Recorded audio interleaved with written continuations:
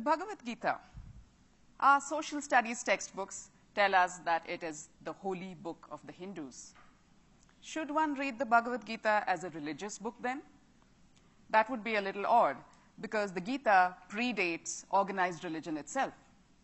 It was written 500 years before Jesus Christ, 1,000 years before Muhammad the Prophet, and over 2,000 years before Hinduism itself was a thing. Reading it as a book of religion also does not quite explain its consistent, sustained appeal over 2 millennia, not just among people of its own community, but with people across the world. So reading it as a religious book is a sort of limiting way to read the Gita. What then is the secret of this? What is the magic of this slim volume of poetry? What is it about this age-old conversation between two best friends called Krishna and Arjuna that make people return to it generation after generation, return to its shining moral compass for guidance whenever they are beset by despair or doubt? Here's the secret. The Gita's strength lies in the fact that it concerns itself not just with the metaphysical, but with the very physical. Not just with the otherworldly, but with the very worldly. Not just with the afterlife, but with life itself. So what are the alternative ways to read the Gita then, if not just as a holy book? Let's see. So the Mahabharata, as most of you know, is one of the two great epics of India, and the Gita is part of it. So the whole story is centered around a great war, one that is fought between two sets of cousins. On the one side are the Pandavas, who are upright, noble, righteous. On the other side are the Kauravas, who are not. Now, the only two characters that we are going to concern ourselves with today are the Pandava prince Arjuna, who is the greatest archer in the world, and his friend and mentor Krishna, who is his designated charioteer during the war. Now, the war is about to begin when our hero Arjuna loses his nerve.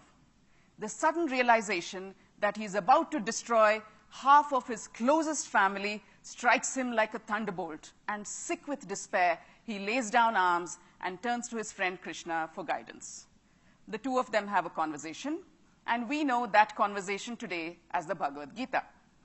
Now, during the course of this conversation, there's plenty of dissent and disagreement. Krishna harangues Arjuna, even heckles him at times. Arjuna argues, challenges, questions Krishna.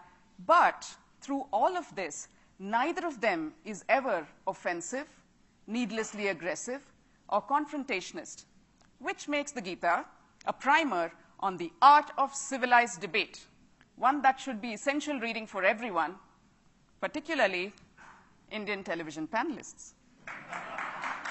Now, the Mahabharata, not the Mahabharata, the Gita, during this conversation, what do these two talk about? Essentially, it's Krishna speaking, and he's telling Arjuna why he should stand up, pick up his bow, and fight. He's telling him that if he doesn't do that, he would be failing in his duty as a warrior, a king, a leader of men, an upholder of truth and justice, and so on. So this is a difficult conversation for Krishna because he's his friend and he's very depressed. But Krishna does not pull his punches. He does not hesitate to call out Arjuna's weaknesses. He does not hesitate to dismiss his excuses. He chides him for his non-warrior-like behavior. But he does all of this with great compassion and understanding. And he stands patient and steadfast by Arjuna's side while he works through his confusion. He uses every trick in the book to get through to Arjuna. He's sometimes hectoring, sometimes sweetly reassuring, sometimes he's devious, sometimes he's frankly overwhelming. And finally, when he has Arjuna's attention, he presents to him options, recommendations, advice, but he respects his friend enough to let him make the decision in the very end about whether he wants to fight or not. What is the Gita then but a handy manual in the best practices in friendship? Now, any skill can be mastered through practice, practice, practice. If you're disciplined enough to do a thing over and over again, then that thing, that skill, will become second nature, part of muscle memory, a habit. The Gita says that even picking the right action and doing the right thing is a habit. And we all know that habits developed in childhood are the hardest to break. And that is why the Gita is also a book for children, the essential companion volume to growing up. The Gita tells us that the most important battles are those that not those that we fight with others, but those that we fight with ourselves. The enemy, the Kaurava, is not the person outside. He is inside us. He is our own doubts and fears and insecurities, our own irrational loves and hates. Sure, they all feel like family because you've lived with them for so long. The trick is to identify them for what they are and then vanquish them ruthlessly. The Gita is therefore a treatise on the art of real war. Why are we Indians the way we are? Blame it on the Gita. The Gita tells us that we should not fret about things that we cannot control. Perhaps that's why Indians are so comfortable when things don't go according to plan. Chalta hai. The Gita tells us that there are a million different routes to nirvana and that no one route is superior to any other. Perhaps that's why Indians are so comfortable being surrounded by a multiplicity of ideas, thoughts, notions, faiths, beliefs, practices. The Gita tells us that the soul is bound to live through several lifetimes before it comes to the end of its journey. Perhaps that's why Indians don't place so high a premium on punctuality. So many lifetimes, so much time. And that's why the Gita is also the insider's guide to the Indian mind. Do you seek contentment? There's an app for that, and you can find it in the Gita. So what does the Gita say about contentment? How can you find it? You must put everything you have into everything you do, says the Gita. But there is no bigger fool than you if you imagine that just because you put your best effort, the outcome will be something that you desire. Understand, says the Gita, that some things lie within your control, like your effort, but some things most certainly do not, like the outcome. Therefore, focus on your effort, let go of the outcome. In other words, play to play, don't play to win. If that doesn't make the Gita a killer app for contentment, I don't know what does. The universe, says the Gita, gives us so many things for free. The life-giving sun, the nourishing rain, the fertile earth. We would be nothing more than common thieves if we did not give back in equal measure. And how do you give back in equal measure? Simply by doing your own duties well, to the best of your abilities. Simply by shouldering your own responsibilities as parents, teachers, students, doctors, priests, lawyers, with a smile, and doing your every action with an attitude of gratitude. Only if you do that, says the Gita, is the ancient cycle of give and take between gods and men kept in motion. And only if that cycle is kept in motion will the world not descend into chaos. Did someone say Adam Smith? The Gita is the original monograph on free trade. Now, what is wisdom? What is the ideal man, human being supposed to be like? What should you aspire for if you want to be like the ideal person? According to the Gita, it's very simple. There's a recipe. When you see the world as it really is, then you have attained the status of the ideal human. And what does that mean? It means you see a bit of yourself in everything around you and a bit of everything around you in yourself. It means you're able to look beyond the differences on the outside to the sameness on the inside. It means you're able to say with conviction that the entire world is my home and every creature in it my family. This makes the Gita the ultimate equal rights manifesto, one that not just individuals, but governments would do well to adopt in our divisive, intolerant times. The Mahabharata, all 100,000 verses of it, I believe, was expressly written to contain the 700 verses of the Gita. Just as a tree creates a juicy fruit to house, hold, protect, and disperse its seed, the storyteller of the Mahabharata sets up this grand canvas, paints an engaging narrative, populates it with the most memorable characters, brings us to the brink of a great war, and then, wham, introduces the 700 verses of the Gita. If you want to know how the war went, you have no choice but to plow through the 700 verses of high philosophy that the Gita is, which makes the Gita a great how-to guide for teachers wishing to teach a complicated subject to reluctant students. Now, in Eastern thought, the notion of time is that of a cycle. It's not linear. Time is cyclical. And therefore, the climax in our stories arrives in the middle of the story, not at the end. The Gita is no different. Just when you reach about chapter 10, there are 18 chapters in all, and the philosophy begins to get a little overwhelming, a new twist is introduced into the tale. We are told that Krishna is not who we have believed all along. In chapter 11, it is followed by drama and spectacle with Krishna revealing his cosmic Vishvarupa form. Our attentions have been recaptured, and we remain vested for the next 7 chapters.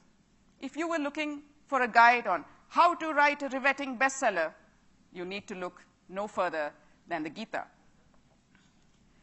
Now, hard work, commitment, focus, says the Gita, will get you any rewards you desire in whatever quest you pursue, whether it be world domination or world peace. And therefore, it's important to pick your quest well. Why would you waste your time, effort, and energy pursuing rewards that are transient, like money, power, fame, success? Instead, go after the more lasting rewards. Spend your time and energy chasing peace and contentment. You see, the Gita is also a cautionary tale, which might have been titled, "Be careful what you wish for." Now, one of the very worldly topics that the Gita touches upon is the subject of food. It actually gives you a diet plan for life, and it tells you what kind of food you should be eating. And those recommendations don't differ very much from a modern nutritionist's. So what kind of food should you eat? The Gita says you should eat food that is fresh, which is juicy, which means fresh, tender, and unprocessed. It says you must eat food that is nourishing, which means clearly junk food is out. And it says that you must eat food that is agreeable. Wait, there's a rider, not just agreeable to the palate, but agreeable to the system. Okay? And what is the worst kind of thing you can do to your bodies? Let's listen to Krishna on this. Those who commit acts of violence on their bodies, denying themselves food and water, confusing self-torture with faith and devotion, they are truly misguided. You see why you should ditch that crash diet and that extreme exercise regimen? They were discredited even in 500 BC, which makes the Gita a great nutrition guide, which could have been subtitled, "Don't lose your mind, lose your diet." The Gita tells the story of a great tree with its roots in the heavens and its branches on the ground. So thick do these branches grow on the ground, so deeply embedded are they in the earth, that we get deluded. We begin to think that the source of sustenance of the tree is the earth itself. We chase after the low-hanging fruit without seeking the source of their sweetness, which is that great trunk rising to the sky. Don't do that, says the Gita. Keep your focus on the great trunk rising to the sky, and once you find it, hold on tight. Does that mean then that the Gita should be on every conservationist bookshelf because it's the original tree hugger's handbook? Now, the Gita also says happiness comes from being true to your nature. So if you have to find a job that is true to your nature, you first have to know what your nature is, says the Gita, and be involved in doing things that are true to your nature. So what kind of nature? The Gita says, if you are the sort of person who likes to think deep thoughts in splendid isolation, maybe you should do that kind of job. What would those jobs be today? Maybe a scientist, a writer, an artist. If it's the heat and dust of the battlefield that excite you, do that kind of job. Maybe that means be a lawyer, an activist, a politician. If the hubbub of the marketplace is what excites you, then you could do something in that direction. So that could be a stockbroker, a banker, a merchant, an entrepreneur. And if your nature is the kind that likes to be a cog in the wheel, then find a job that affords you that luxury. The Gita is an aptitude test and a sage and supportive career guide. Now, through this entire conversation, Krishna addresses Arjuna by over 20 different names, including Bharata, Sabyasachi, Dhananjaya, and Partha. And Arjuna uses over 40 names to address Krishna, which include Ananta, Achyuta, Madhava, Madhusudana, Janardana, Purushottama, Hrishikesha, and so on. What does this make the Gita? A great resource for new parents of baby boys, because the Gita is also the Indian book of baby names. So the Gita says a lot about action, and one of the things it says about action is that every action has consequences. And those consequences will come back and bite you and your children in ways so devious that you can never expect to be prepared for them. Therefore, choose your actions. Think before you act. The Gita, therefore, is a mathematical treatise on the complex, endlessly twisting Mobius strip called karma. Now, how do you know what the right action is? Well, the Gita says no action is intrinsically wrong or right. It is intent that makes it so. So question your intent before you act. Is my action prompted by my own fears, anger, desire, greed, lust, need for personal glorification? Yes? Then don't do it. Think about it. No? Then just go ahead and do it.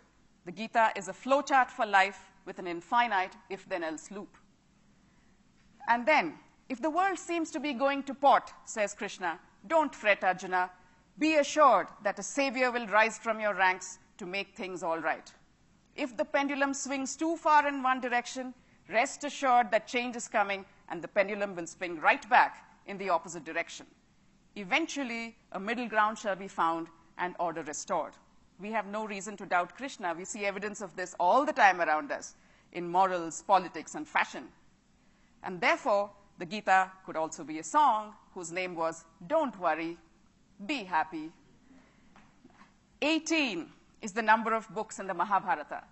18 is the number of chapters in the Bhagavad Gita. 18 is the number of days that the great Mahabharata war was fought over. 18 is the number of minutes in a TED Talk. And 18 is the number of alternative ways to read the Bhagavad Gita that we have just explored. Could there be more ways? To answer that, let's go back to India's Book of Answers, the Gita itself. In it, Krishna tells Arjuna, what I have revealed thus far is but a fraction of my infinite glory. That, ladies and gentlemen, could well be the Gita speaking. Thank you very much.